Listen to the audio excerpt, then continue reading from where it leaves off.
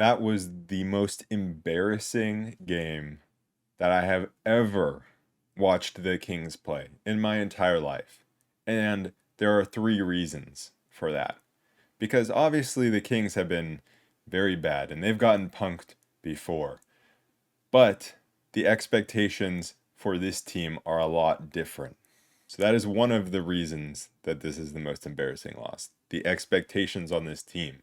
It doesn't matter that we don't have De'Aaron Fox. It doesn't matter that we're on the road or they're hitting tough shots. Like, that doesn't matter. There's no excuse for what happened. The second reason is because we're so early into the season, you can't point back at, oh, but the last 30 games, this never happened. This isn't just, in the middle of the season, you just kind of, it happens where a couple times a season you get blown out, even if it's against a bad team. It happened last year. One was against the Wizards. I remember losing to the Wizards, a bad team that should not have happened.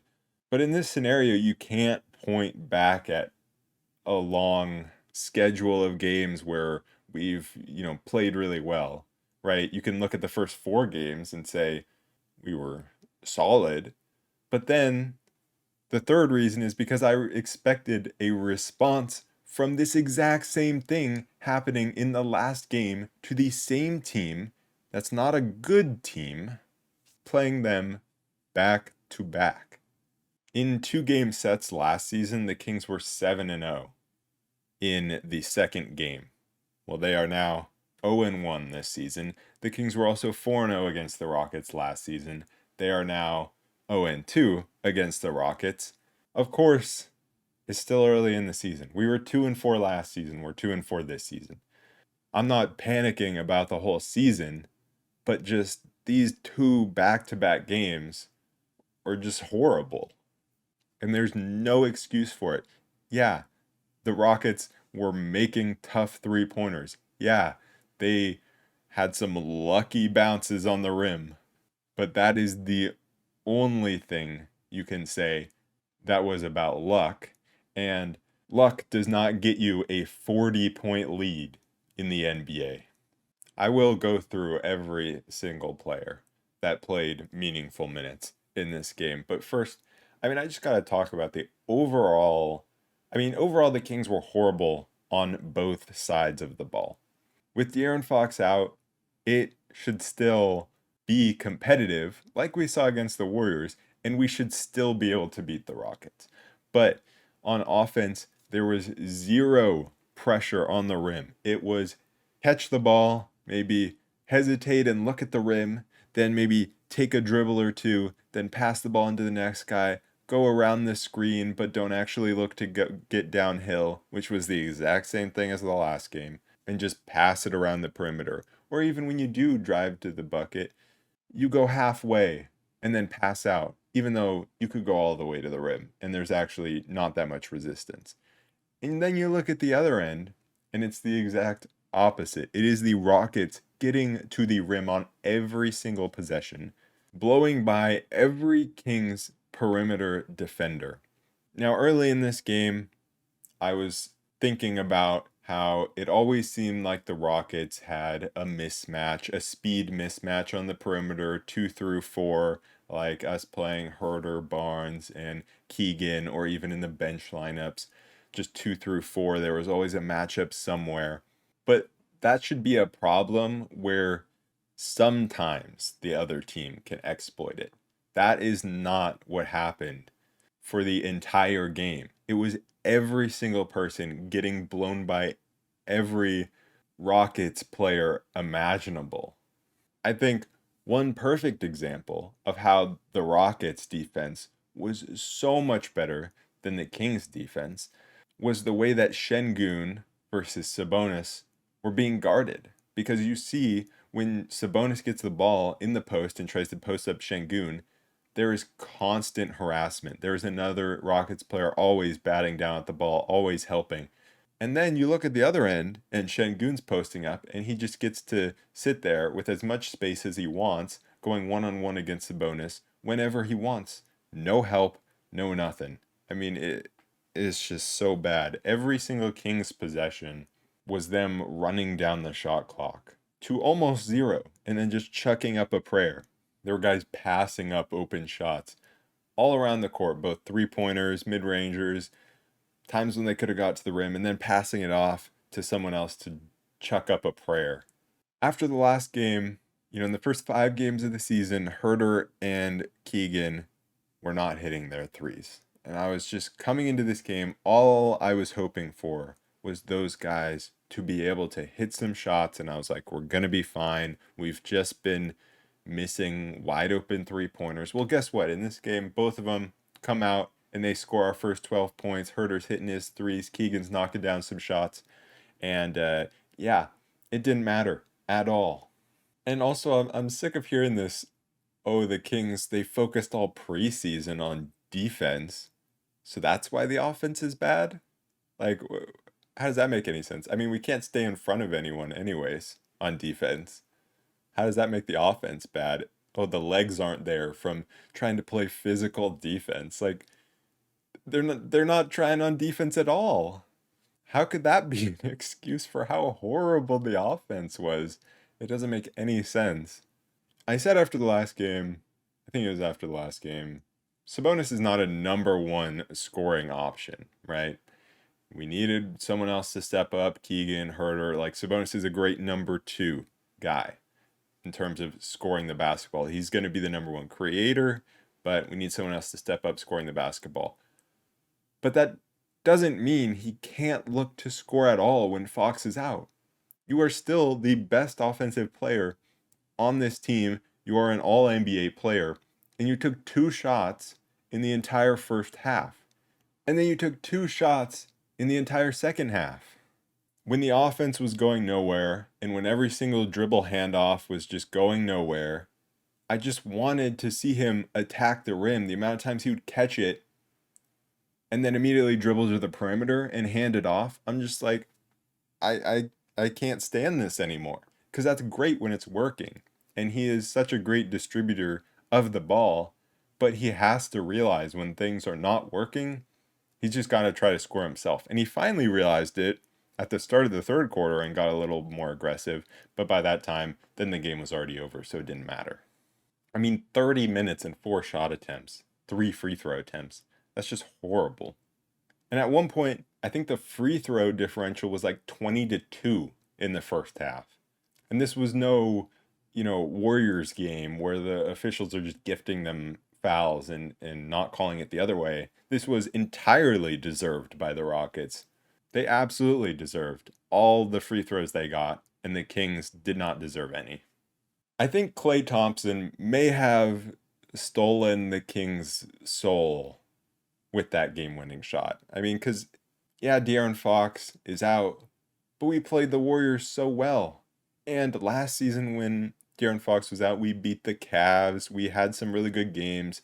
There were good games when Fox was obviously hindered last year, where, he still played, but was not himself at all. And we were just fine. What happened in Houston? I don't get it. Harrison Barnes got cooked on the perimeter on pretty much every play. He couldn't hit a shot. Went 1 for 6. Was posting up and doing absolutely nothing and running the shot clock down. He also had 0 rebounds. Keegan actually wasn't that bad, but also got cooked on the perimeter. And again, was passing up opportunities to just rise up in the mid-range and shoot a mid-ranger. This team just it's like they don't realize that they can take shots from within the 3-point line. Kevin Herter, the exact same thing. I think 10 out of the first 12 Rocket points were scored on Kevin Herter.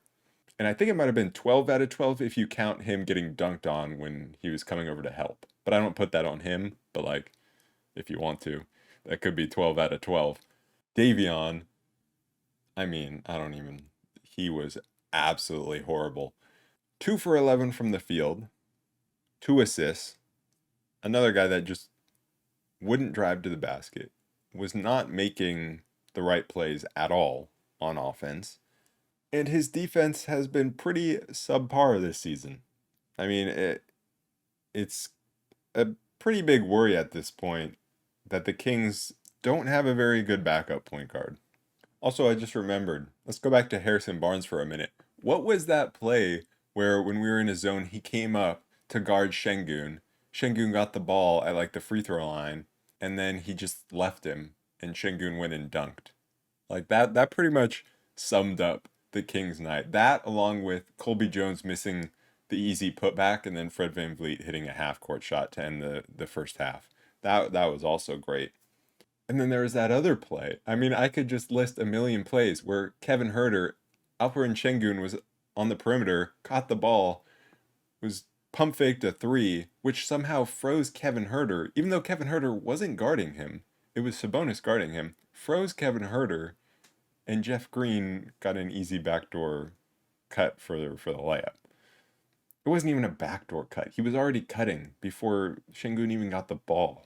There was a point in this game where Jeff Green was getting inside and getting the ball down low and either getting free throws or a layup on every single possession. And that was against Herter, that was against Barnes, that was against Sasha. Sasha couldn't hit a shot, was also horrible defensively, was also horrible rebounding the basketball. It really is wild when a game just happens where pretty much every player plays poorly. JaVale McGee was just fouling for no reason, along with Malik Monk. They both were just fouling, fouling, fouling. So was everyone else on the entire team. This was not, oh, we're trying to play physical defense, so we're fouling. This was, we are playing lazy defense, so when they're going by us, we foul them. Monk barely played in the first half and then barely played in the second half as well because he was in foul trouble the second half because the game was already over. He's the only guy that can get to the rim, so we really needed him. I didn't really understand not playing Chris Duarte in the first quarter, and then he immediately came in to start the second quarter, so I mean, you can kind of see why, because we just couldn't defend anyone on the perimeter, and for some reason didn't bring him in. I thought Duarte was fine. I didn't really see anything bad for him. He drove to the basket a couple times. I liked that. He actually rose up and took a mid-ranger, which, I didn't like it for him, but I'm like, he's showing Herter and Keegan what they should be doing. Colby Jones came in and immediately was just getting harassed by Aaron Holiday, almost turned the ball over a few times and was going nowhere. So then we actually put Jordan Ford in. Yeah, that didn't work either. And that's what I'm talking about with not having a backup point guard. Davion, Colby Jones is a rookie. Jordan Ford is a rookie. It's not looking great at the backup point guard spot. Obviously, we have Monk who can run the offense, but we need more than that. Things got so bad we put Kessler Edwards in meaningful minutes. I mean, yeah, kind of meaningful minutes. The game was still it was the first half, so the game was still within reach by the time we put him in. And then we just went into garbage time. The bright spot of garbage time. Keon Ellis looking amazing. He went 4 for 6 from 3, led the team in scoring with 15 points, looked good on the defensive end. Colby also looked good in garbage time after he looked really bad when he was playing meaningful minutes. But yeah, Keon, I mean, if he can become an actual rotation player, that would be amazing because we need all the perimeter defense we can get, obviously. I would love to say this game was a one-off, but it's not because it literally happened twice in a row. So hopefully it really is just let's forget this trip to Houston and let's move on. We play an probably even worse team in our next game. We come back home to play Portland. And of course, getting De'Aaron Fox back is big. Also, getting Trey Lyles back, I mean, we need him back badly because he's going to give effort. He can be a solid defender, and we just need him to shoot some threes and drive to the rim and just make something happen. He's always a guy that can make something happen and provide a spark. So we really need him back as well. But let's be honest, I mean, it's kind of about Fox, but also it's not because this just shouldn't happen. 2 games in a row with Fox, without Fox, it doesn't matter. Like, I would say hopefully Fox is back for the next game, which I think he probably will be if I were to guess. But at the same time, even if he isn't, we should still win the game.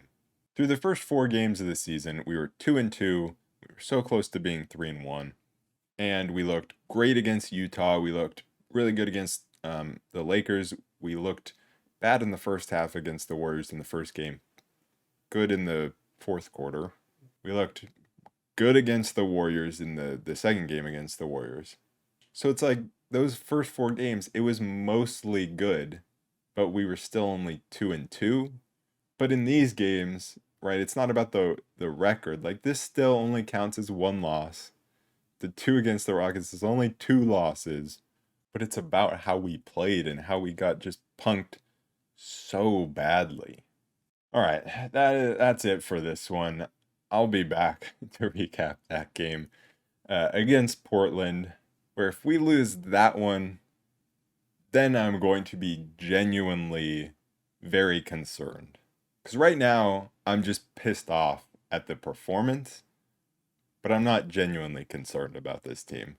But if we lose to Portland, if we look horrible, that's when I will be very concerned. So I will see you for the next one when I recap the game against Portland. Peace.